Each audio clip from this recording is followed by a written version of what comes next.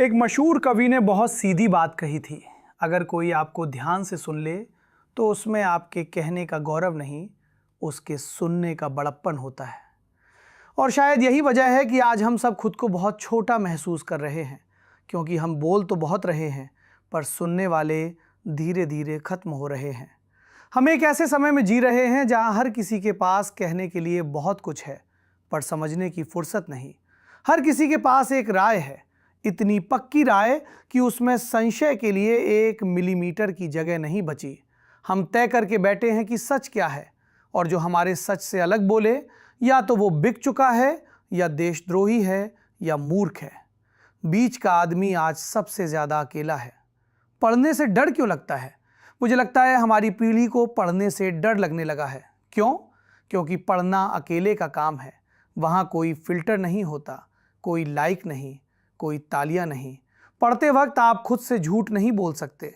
जब आप पढ़ते हैं तो किताब आईना बन जाती है, और आईना हमेशा असहज करता है। वहाँ आपकी सारी कमज़ोरियाँ दिखती हैं, आपका गुस्सा, आपका डर, आपका अहंकार, आपकी क्रूरता। इसलिए हम रील देखते हैं, वीडियो देखते हैं, शॉर्ट्स देखते हैं, क्योंकि वहाँ हम सिर्फ उपभोक्ता होते हैं, जिम्मेदार इंसान नहीं। हम क्यों इतना गुस्से में हैं? आज हर कोई थोड़ा गुस्से में है। कोई अपने माता पिता से, कोई अपने करियर से, कोई अपने शरीर से, कोई अपने देश से, और सबसे ज़्यादा खुद से। हमारे ऊपर सिर्फ वायुमंडल का दबाव नहीं है, हमारे ऊपर तुलना का दबाव है। कितने फॉलोअर्स, कौन सी ब्रांड की शर्ट, कौन सा फ़ोन, कौन सी नौकरी, और अगर इनमें से कुछ नहीं हुआ तो हम खुद को नाकाम मान लेते हैं। पढ़ना क्या करता है?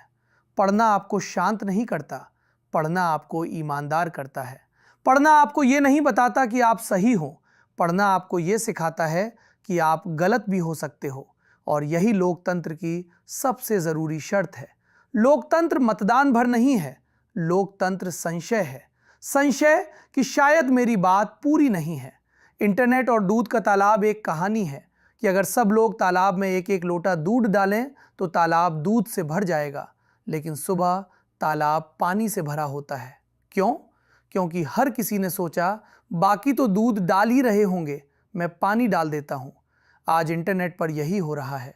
सब रिप्रोड्यूस कर रहे हैं, कोई ऑब्जर्व नहीं कर रहा, कोई 5 दिन खुद जाकर देख नहीं रहा।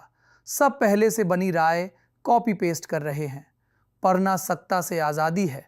जब आप किताब उठाते हैं तो कोई सरकार आपकी निगरानी नहीं कर रही होती, कोई एल्गोरिदम आपको ये नहीं बता रहा कि अगला पन्ना क्या होना चाहिए। पढ़ना सबसे शांत किस्म की क्रांति है।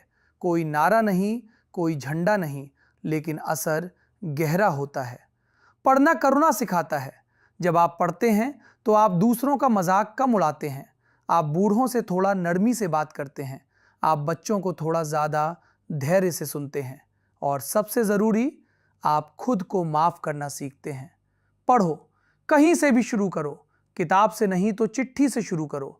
अपनी दादी की पुरानी चिट्ठी, 2 साल पुराना अखबार, दूध वाले का हिसाब लिखा पुराना कैलेंडर, कहीं से भी बस पढ़ना शुरू करो। हमारी समस्या ज्ञान की कमी नहीं है, हमारी समस्या संशय की कमी है, और संशय पढ़ने से आता है। पढ़ो ताकि डर कम लगे, पढ़ो ताकि गुस्सा कम हो, पढ़ो ताकि इंसान बचे रहें, क्योंकि जो नहीं पढ़ता वो बहुत आसानी से भीड़ का हिस्सा बन जाता है, और जो पढ़ता है वो अक्सर अकेला होता है, लेकिन वही इतिहास बदलता है।